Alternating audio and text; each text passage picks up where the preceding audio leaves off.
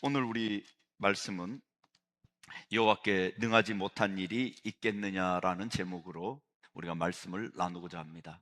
여호와께 능하지 못한 일이 있겠느냐, 한마디로 다르게 말씀을 드리면 엘샤다이 하나님입니다. 전능의 하나님, 그 하나님은 못 이루실 못할 일이 없으신 하나님이십니다.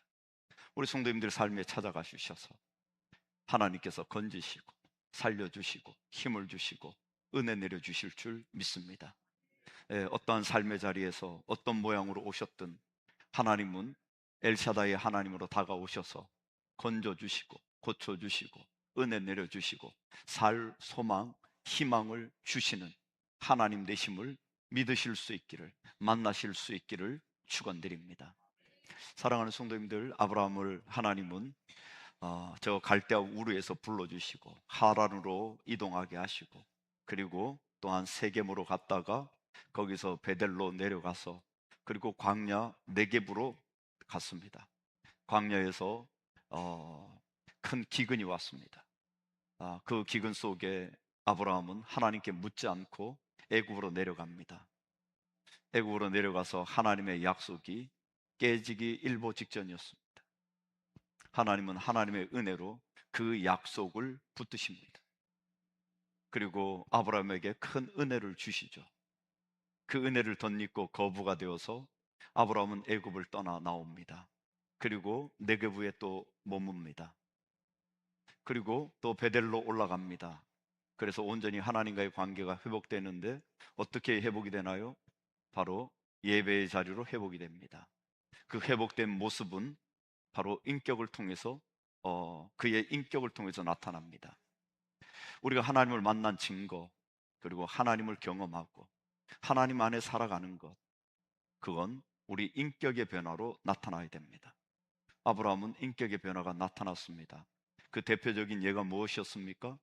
롯을 먼저 좋은 땅으로 가게 그에게 선택권을 먼저 주었습니다. 아브라함은 삼촌입니다. 그리고 자신이 주도권을 쥐고 있었습니다. 그러기에 본인이 먼저 좋은 것을 선택할 수 있었지만 아브라함 그렇게 하지 않았습니다. 겸손하게 롯에게 먼저 그 모든 것들을 양보했습니다. 그리고 말합니다. 너가 우하면 나는 좌할 것이고 네가 좌하면 나는 우할 것이다. 너가 먼저 선택해라. 눈에 보인 곳, 좋은 곳, 보이기에 좋은 곳으로 롯은 선택해 갔습니다. 그렇게 아브라함이 하나님을 경험하고 난 이후, 은혜의 하나님을 경험하고 난 이후 그는 인격적인 삶이 바뀌기 시작합니다. 우리 성도님들도 마찬가지입니다. 인격적인 하나님을 만나는 그 이유, 또 신앙생활하는 그 이유, 하나님을 만나서 이 땅에서 우리가 누리고 싶은 복, 물질, 건강, 그런 복을 누리는 게 아닙니다. 우리가 하나님을 만나는 건 인격적인 하나님을 만나서 그 인격적인 하나님을 본받아 우리의 인격이 바뀌어서 이 땅 가운데 하나님 천국 시민으로 살아가는 겁니다. 하나님은 17장에서 아브라함과 그리고 사라의 이름을 바꿔주셨습니다. 아브라함이라 해라, 그리고 사라라라 해라. 열방의 아버지, 열방의 어머니가 되라. 그의 존재 자체가 바뀌었고 그들의 삶의 모습이 달라지는 겁니다. 그 자리에 우리 성도님들도 계십니다. 우리는 세상 이름으로 살아가는 게 아니라 우리를 하나님이 우리에게 이렇게 말씀하십니다. 너희는 내 자녀, 내 백성, 내 보물. 그러면 성도님들이 살아가는 삶의 자리는 어떻게 살아가야 되나요? 내 이름으로 내 이름을 내려고 세상에서 세상을 사는 게 아닙니다.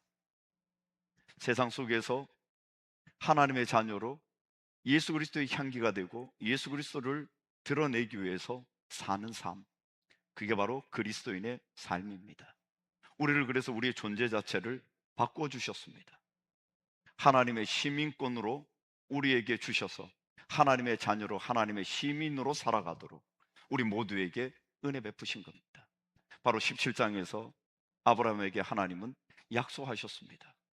내 언약이라고, 하나님의 약속이라고, 하나님의 일방적인 약속이라고, 그걸 다른 말로 하나님의 꿈이라고 그렇게 말씀하신 겁니다. 하나님의 언약이 무엇입니까? 내가 너의 엘샤다이다. 전능자다. 너는 나의 너는 나를 너의 내가 너의 하나님이고 너는 나의 백성이고 너는 나의 자녀이다. 그리고 너는 나의 보물이다. 그 약속을 아브라함 몸의 가장 중요한 부분에 바로 새기고 살아가라고 하나님은 그에게 할례의 징표로 언약의 징표로 할례를 주셨습니다. 아브라함은 하나님이 떠나가자마자 바로 그 말씀 가운데 순종하여 할례를 합니다. 언약의 징표를 그의 몸에 지니고 사는 겁니다. 맞습니다. 하나님, 나는 하나님의 자녀입니다. 백성입니다. 하나님 앞에 나는 보물과 같은 존재입니다. 그 하나님의 은혜를 누리고 난 이후 아브라함 또 인격적인 변화가 오죠. 어떤 인격적인 변화가 오나요? 18장입니다. 18장 1절 한번 말씀을 볼까요? 여호와께서 마므레의 상수리 나무들이 있는 곳에서 아브라함에게 나타나시니라.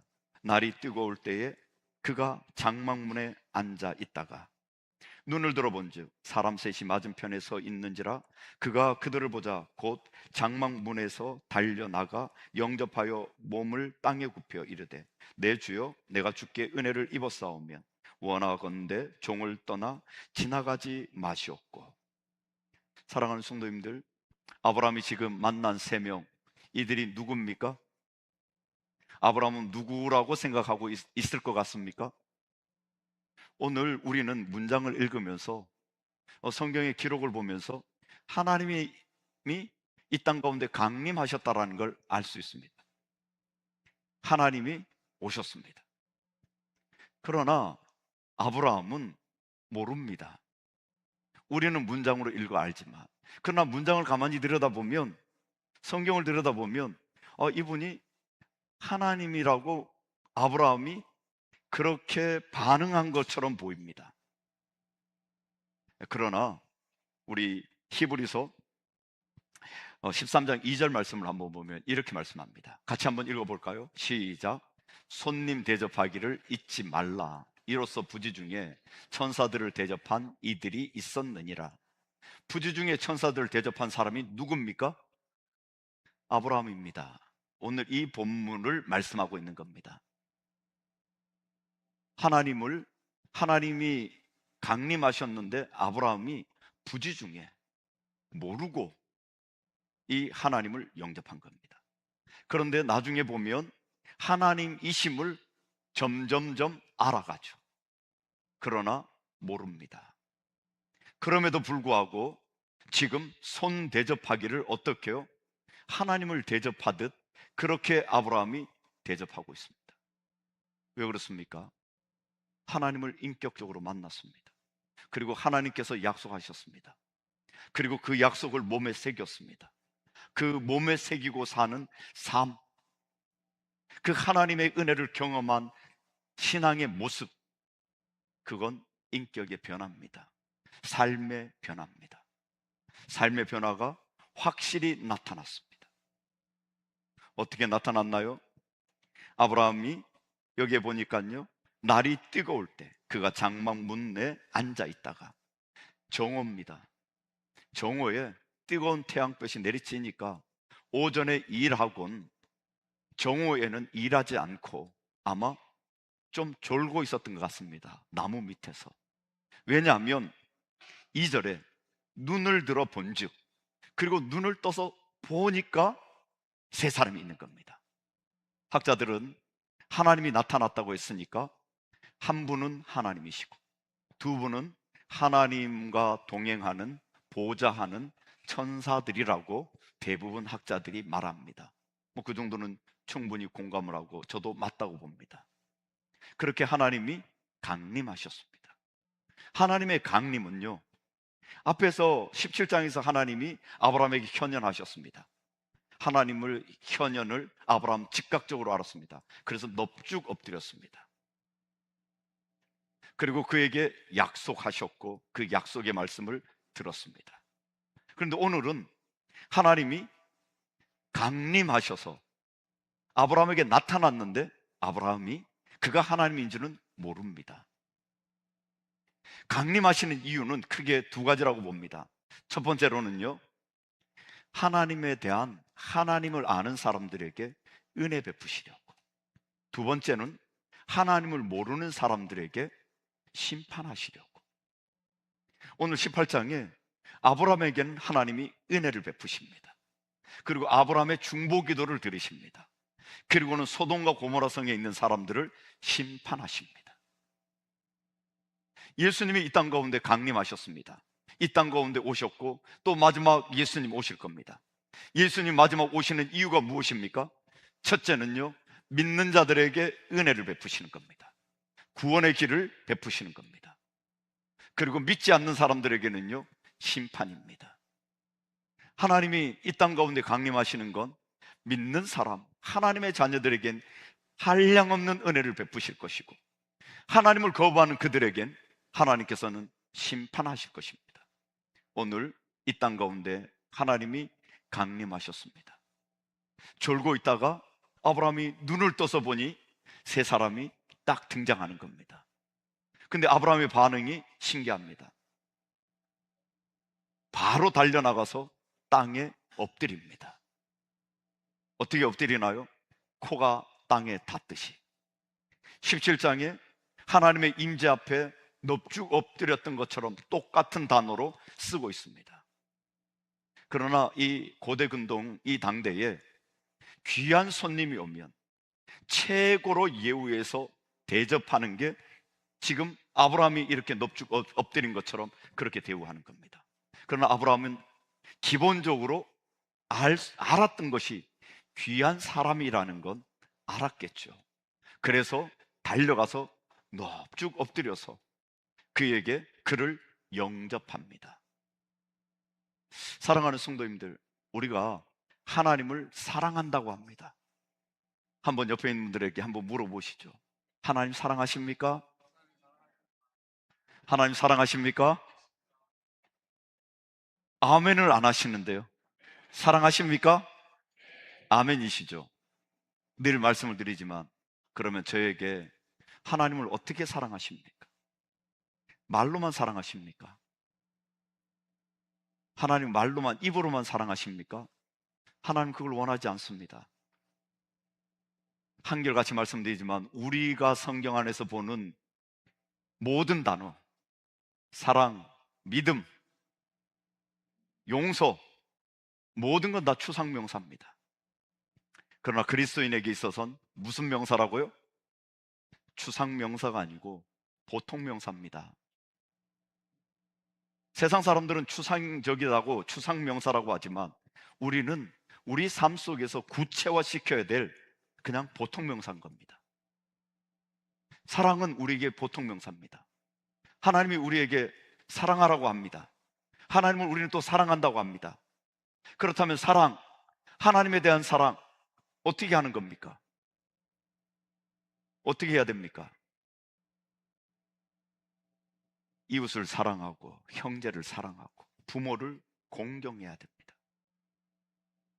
부모를 공경하지 않고 하나님을 사랑한다? 거짓말입니다. 형제를 사랑하지 않고 하나님을 사랑한다? 거짓말입니다. 우리 주변에 함께 하나님의 가족으로 불러주신 형제들이 있습니다. 이들을 사랑하지 않고 눈에 보이지 않는 하나님을 사랑한다? 거짓말입니다. 부모님에 대한 공경이 없이 하나님을 사랑한다? 눈에 보이는 아버지도 부모님도 제대로 공경하지 못하면서 어떻게 눈에 보이지 않는 하나님을 사랑한다고 말할 수 있습니까?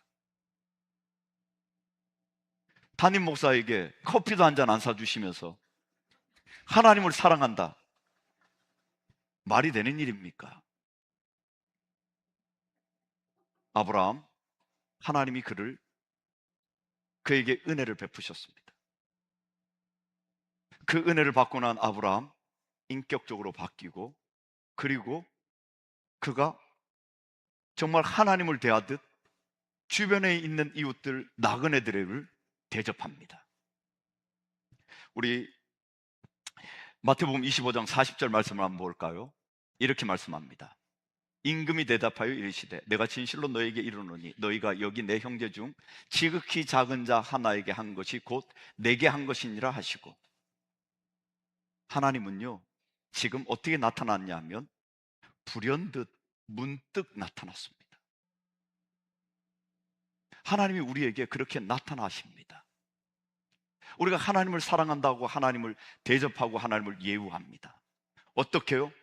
일상적인 삶 속에서 하나님은 하나님에 대한 사랑, 하나님의 그 은혜를, 그리고 은혜의 삶을 살아가라고 말씀하십니다.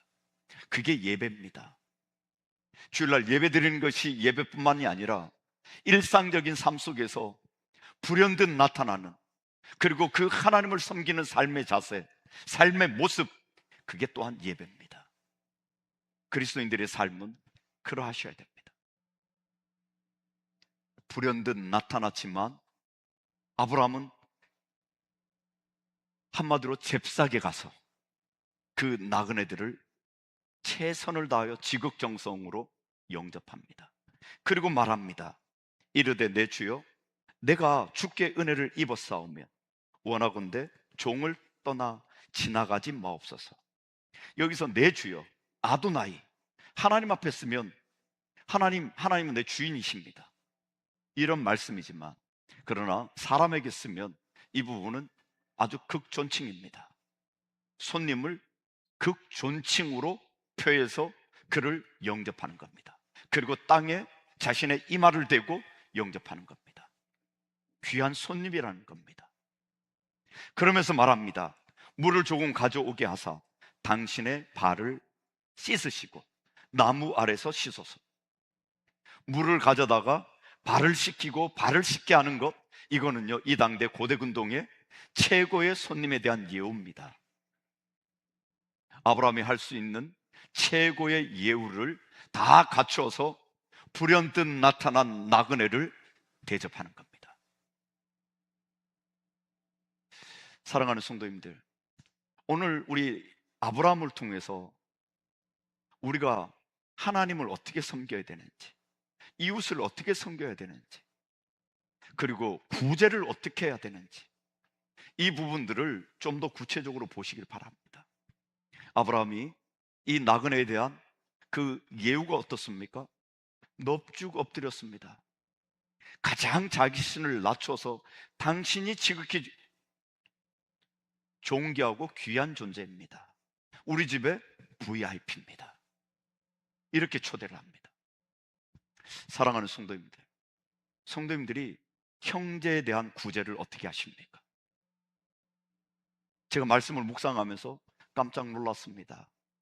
우리가 어떻게 형제들에 대한 구제, 또한 아픔과 고통 속에 있는 그 성도들을 어떻게 따뜻하게 그들을 그 부분에서 위로하고 구제하고 또 형제로서 사랑을 베푸는가?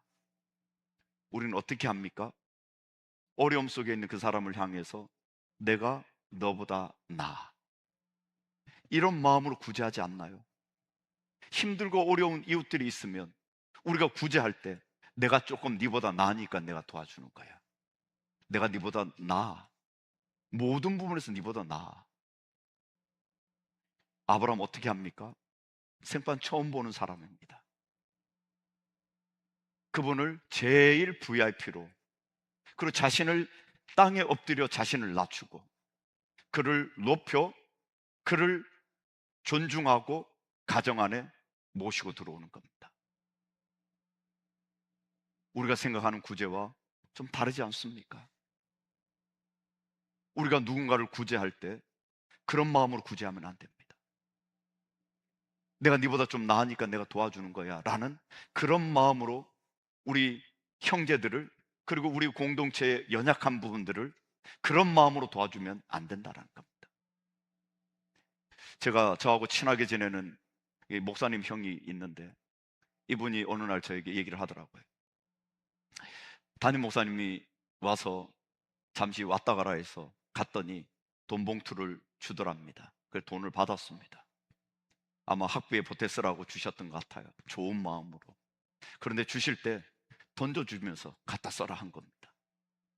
그런데 그 태도나 그 모든 것들이 마음이 너무 힘들더랍니다. 차라리 안 받고 싶었답니다. 그런데 관계를 생각해서 받고 나왔지만 마음이 너무 어려웠답니다. 사랑하는 성도님들, 우리가 이웃을 돕는 마음이 그런 마음 아닙니까? 내가 네보다 나으니 가져가 써라 그냥. 그런 마음이면 안 되는 겁니다. 누구도, 여기 계신 어떤 누구도 하나님의 자녀인 그 어떤 누구에게 그렇게 하찮게 대우할 수 있는 분은 없습니다. 늘 겸손하게 우리 모든 형제들을 예우하고 존중하고 그런 마음으로 도와줄 때 그 영혼이 살아나고 힘을 얻고 하나님의 사랑을 느끼게 되는 겁니다. 그런 공동체를 만들어 가야 되고 그런 섬김의 모습으로 구제하고 도와줘야 됩니다. 그리고 아브라함이 어떻게 손님을 대접했나요? 지극정성으로 대접합니다. 5절부터 한번 볼까요? 내가 떡을 조금 가져오리니 당신들의 마음을 상쾌하게 하신 후에 지나가소서. 음식을 먹고 배가 불러서 흡족하게 하시고 그리고 가십시오. 여기서 편안하게 계시다가 좀 쉬시다가 배도 부르고 그렇게 하고 난 이후 가십시오. 그러면서 말합니다. 당신들이 종에게 오셨음입니다. 왜냐하면 당신들이 내게 왔기 때문이라는 겁니다. 그들의 출처, 그들이 누군지도 모르지만 그들이 자신에게 왔기 때문에 지극정성으로 예우하고 대접할 거라는 겁니다. 이것이 아브라함의 모습입니다. 하나님의 은혜를 경험한 하나님 백성의 삶의 원리들입니다. 그러면서 어떻게 하나요? 6절에요. 아브라함이 급히 장막으로 가서 사라에게 이르되 속히 고운 가루 세 쌀을 가져다가 반죽하여 떡을 만들라 하고, 아브라함이 또 가축대에 있는 곳으로 달려가서 기름지고 좋은 송아지를 잡아 하인에게 주니 그가 급히 요리한지라. 아브라함이 엉긴 젖과 우유와 하인이 요리한 송아지를 가져다가 그들 앞에 차려놓고 나무 아래 모셔 섬에 그들이 먹으니라. 아브라함은 음식을 다 차려놓고 서빙하려고 옆에 서 있습니다. 그리고 세 분은 앉아서 먹습니다. 이스라엘의 관습상 앉아 먹는 게 아니라 아마 누워서 드셨을 겁니다. 왜냐하면 가장 편한 자세로 드십시오. 예수님 만찬도 그래서 누워 있는 겁니다. 로마의 음식은, 그 잔치는 누워서 먹습니다. 편안하게 지금 아브라함의 응대를 받고 있습니다. 아브라함은 서서 서빙하고 있습니다. 그런데 어떻게 합니까? 가장 좋은 것으로. 여기 보니까요 6절에요 고운 가루 세스아, 한마디로 고운 가루 22리터 정도. 그리고 여기 보니까요 7절에 기름지고 좋은 송아지를 잡으라는 겁니다. 아니 3명이 왔으면 닭을 잡든지 염소 한 마리 잡으면 끝나는 거 아니겠습니까? 그런데 가장 좋은 송아지를 잡습니다. 어떻게 대우를 합니까? 풍성하게, 넘치도록, 그리고 기쁜 마음으로, 옆에서 다 드실 때까지 끝까지 서빙함으로 그렇게 대접을 합니다. 그리고 8절은 더 재밌습니다. 아브라함이 엉긴 젖과 우유와 하인이 요리한 송아지를 가져다가, 한마디로 우리식으로 하면 한우 코스로 지금 코스 요리를 낸 겁니다. 맛있게 한우 요리 코스로 대접할 테니까 드십시오. 사랑하는 성도님들, 하나님을 사랑하시고 상반기를 지내면서 하나님의 은혜가 우리 성도님들 마음속에 있습니까? 하나님의 은혜가 있습니까? 그 은혜로 하나님을 더욱더 사랑하십니까? 그러면 이번 주, 돌아오는 주가 맥주 감사주일입니다. 풍성하게 하나님 앞에 그런 마음으로 대접하고 그런 마음으로 드리실 수 있기를 바랍니다. 궁색한 마음으로, 그리고 아까운 마음으로가 아니라 하나님 앞에 드리는 것이, 내가 오늘 사는 것, 오늘 여기까지 오게 한 것 다 하나님의 은혜라고 고백합니다. 그러면서도 우리는 너무 궁색합니다. 아브라함, 하나님의 은혜 가운데 붙들려서 하나님 주신 은혜 때문에 하나님인 줄도 모르지만 자기에게 온 손님이기에 내가 지극정성으로 당신을 대접하겠습니다. 마음껏 드십시오. 사랑하는 성도님들, 이런 마음으로 우리가 하나님을 섬기고, 이런 마음으로 우리는 세상에 나가서 그리스도인의 삶을 살아내야 됩니다. 삶이 예배가 되고, 삶이 하나님을 만난 하나님의 자녀로 살아내는 겁니다. 우리 이름도 하나님은 다 바꾸어 주셨습니다. 아브라함, 사라만 바꿔준 게 아니라 우리의 본질도 바꿔주셨죠. 어떻게요? 우리를 하나님의 자녀라고, 하나님 백성이라고, 하나님의 보물이라고. 우리가 살아가야 될 삶의 자리는 내 이름이 아니라, 그래서 하나님께서 내게 허락하신, 그리고 내 이름을 바꾸어 주신 하나님의 아들로 살아가셔야 되고, 하나님의 백성으로 살아가야 되고, 하나님의 보물로 성도님들이 살아가는 삶의 자리에서 아브라함처럼 하나님을 만난, 그 인격의 하나님을 만난 인격체로서 바로 세상 가운데 예수 그리스도의 향기를 풍겨내는 인격적인 하나님의 모습을 세상 가운데 드러내는 그런 우리 사랑하는 성도님들 되실 수 있기를 축원드립니다. 그리고 이 당대는요, 음식을 먹고 난 이후, 그리고 약속을 하든, 그리고 이야기들을 해갑니다. 아브라함에게 하나님 나타났습니다. 그리고 충분히 음식을 드시고 난 이후 아브라함에게 묻습니다. 아브라함아, 9절에요. 내 아내 사라가 어디 있느냐? 아브라함이 대답하되 장막에 있나이다. 그가 이르시되 내년 이맘때 내가 반드시 내게로 돌아오리니 내 아내 사라에게 아들이 있으리라 하시니 사라가 그 뒤 장막문에서 들었더라. 아브라함과 사라는 나이가 많아 늙었고 사라에게는 여성의 생리가 끊어졌는지라. 사라가 속으로 웃고 이르되 내가 노쇠하였고 내 주인도 늙었으니 내게 무슨 즐거움이 있으리요? 여호와께서 아브라함에게 이르시되 사라가 왜 웃으며 이르기를 내가 늙었거늘 어떻게 아들을 낳으리요 하느냐? 사랑하는 성도님들, 이 말씀은 실제로 7장에서 아브라함에게 하나님이 하신 말씀입니다. 맞죠? 근데 이맘때쯤 이삭이 낳을 거다, 이삭까지 얘기해 줬습니다. 그를 통해서 내 언약을 그에게 이루게 하겠다 말씀을 하셨는데, 다시 지금 이 말씀을 하시는 겁니다. 이 말씀을 듣고 사라가 지금 웃고 있습니다. 왜 웃죠? 아브라함이 웃었던 거하고 똑같습니다. 아니, 내 남편은 늙었고 나는 생리가 다 끊어져서 그래서 아기가 날 수 없는데 무슨 아기를 낳는다고. 사랑하는 성도님들, 더 재밌는 건요, 12절입니다. 사라가 속으로 웃고 이르되 내가 노쇠하였고 내 주인도 늙었는데 내게 무슨 즐거움이 있으리요?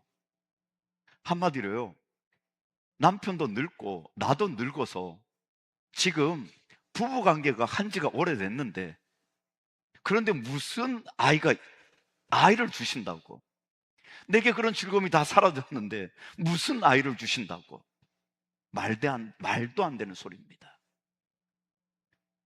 사랑하는 성도님들, 우리가 지난 시간에 분명히 아브라함에게 말씀을 했는데 왜 사라가 이걸 모르고 있을까요? 아브라함이 말을 안 했을까요? 말을 안 했을 수도 있습니다. 그러나 말을 했을 겁니다. 근데 말을 했는데 왜 이렇게 웃고 있을까요? 그건 믿지 못하는 거죠. 아브라함이 내가 100세요, 사라가 90세인데 어떻게 아이를 낳을 수 있느냐, 그렇게 웃었던 것처럼 사라도 똑같이 웃습니다. 그에게 하나님은 직접 말씀하십니다. 근데 사라가 어디에 있습니까? 아브라함이 하나님을 지금 서빙하고 있는 그 뒤로 장막이 있습니다. 장막 뒤에 사라가 거기에서 웃고 있는 겁니다. 속으로. 근데 하나님은 그거 다 알고 있는 겁니다. 하나님은 아브라함에게 말합니다. 왜? 사라가 웃고 있느냐? 하나님은 무소부재의 하나님입니다. 안 계신 곳이 없습니다. 그리고 모든 것을 아십니다. 전지하십니다. 그리고 그 하나님은 전능하십니다. 그래서 오늘 말씀하십니다. 14절에요. 여호와께 능하지 못한 일이 있겠느냐? 능하지 못할 일이 없습니다. 전능하신 하나님입니다. 사라에게 그렇게 얘기하는 거죠. 내가 엘샤다이다. 내가 전능의 하나님이다. 왜 나를 못 믿느냐? 너 왜 나를 못 믿고 웃느냐? 사라가 아브라함에게 얘기를 들었지만 하나님의 그 얘기는 자기 생각으로는 도저히 이해할 수 없는 겁니다. 그러니 못 믿는 겁니다. 그러나 그를 향해서 하나님은 사라도 언약의 당사자입니다. 조력자가 아니라. 그러기에 그 말씀을 친히 들어야 되는 겁니다. 하나님이 친히 사라를 향하여 또 말씀하시는 겁니다. 듣게끔 하시는 겁니다. 여기서 우리 한 가지 기억하셔야 될 건, 사랑하는 성도님들, 하나님의 말씀은 모두가 들으셔야 됩니다. 자녀, 나, 아버지, 할아버지, 할머니 누구라도 하나님의 말씀은 본인의 귀로 듣고 하나님을 경험하셔서 엘샤다의 하나님을, 전능의 하나님을, 무소부재의 하나님을, 영원한 하나님을, 전지의 하나님을 믿으셔야 됩니다. 그때에 하나님은 일하시고 하나님의 역사가 일어나는 겁니다. 사라에게 말씀합니다. 너가 나를 믿지 못하는데 내가 전능자다, 엘샤다이다.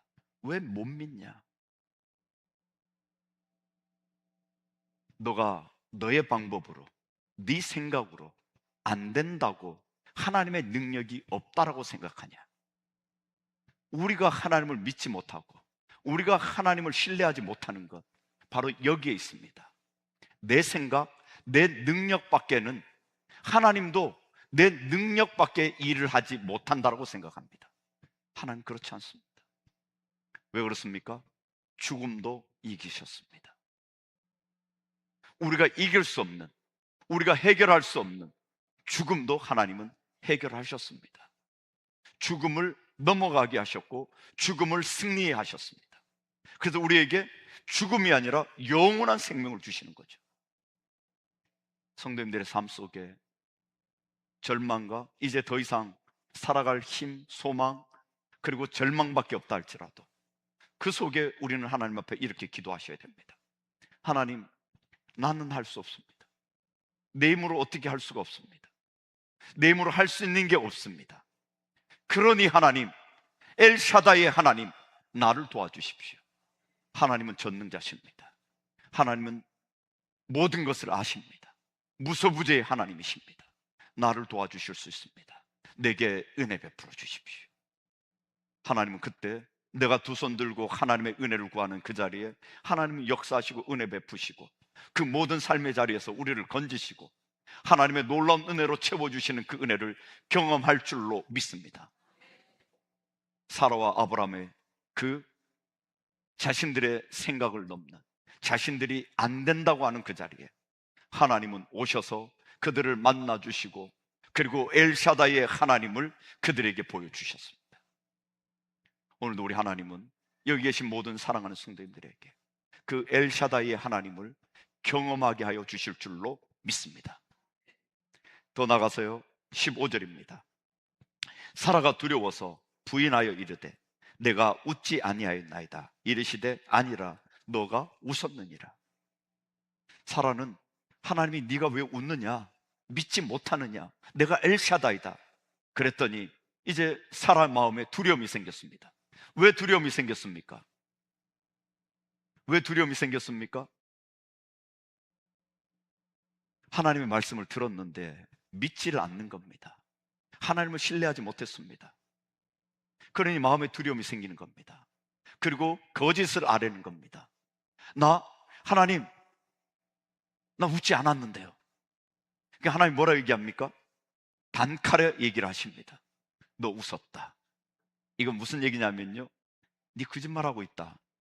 사라야, 너 거짓말하고 있는데? 그렇게 한마디 던짐으로 깨닫게 하시는 겁니다. 하나님을 속이지 마십시오. 하나님 다 아십니다. 우리 성도님들의 생각을, 상황을, 환경을, 형편을, 그리고 죄 짓는 것을 모르는 게 없으신 분입니다. 그런데 하나님은 그 수치를 드러내지 않습니다. 왜 그렇습니까? 계속 말씀드렸지만 하나님은 인격이십니다. 우리를 인격체로 다루십니다. 세상 사람들도 중범죄자들이 아니면 자막 처리해 줍니다. 마스크 쓰게 해줍니다. 하나님도 인격이시라 성도님들의 그 부분을 마스크 쓰게 해주십니다. 자막 처리해 주십니다. 가려주십니다. 그게 부모 마음 아니겠습니까? 그렇게 하나님께서 우리에게 다가오시고 우리를 그렇게 다루어 주십니다. 자막 처리를 안 해주시면 다 죽습니다. 다 죽을 수밖에 없는 존재들입니다. 그러면서도 하나님은 사라의 그 잘못, 그 거짓을 너 거짓말하고 있다, 이렇게 하나님은 그에게 직구를 날리시면서도 그를 징계하지 않습니다. 왜 그렇습니까? 그의 연약함을 너무나 잘 알고 있기 때문에. 그것이 바로 사라와 인간의 한계이기 때문에. 그래서 하나님은, 인격적인 하나님은 사라를 인격적으로 대우하시고, 여기 계신 사랑하는 성도님들도 하나님은 인격적으로 대우하십니다. 그리고 그 인격적인 하나님은 오늘도 엘샤다의 하나님이 되어서, 전능자의 하나님이 되어서 성도님들의 연약함과 수치와, 그리고 또한 그 거짓, 그리고 음란, 그 모든 것들을 가려주시고 하나님의 자녀로 설 수 있는 길을 우리 모두에게 은혜 가운데 제시하시고 붙들어 주시는 줄 믿습니다. 오늘도 우리 사랑하는 성도입니다. 어떤 상황과 환경과 형편 속에 있습니까? 하나님을 두려워하지 마시고, 하나님은 늘 우리 성도님들의 따뜻한 부모이십니다. 그리고 인격으로 다루십니다. 돌아오기를 원하십니다. 하나님을 믿기를 원하십니다. 그리고 그 엘샤다의 하나님을 믿고 의지하고, 그리하여 이 땅 가운데 승리하는 그리스도인으로 살아가기를, 하나님과 인격적인 교제를 통해서 아브라함처럼 우리 인격의 변화를 통해서 우리 삶 속에 엘샤다의 하나님을 전하는 삶, 예수 그리스도의 향기가 되는 삶을 살아가기를 원하고 계시다라는 것 믿으실 수 있기를 축원드립니다.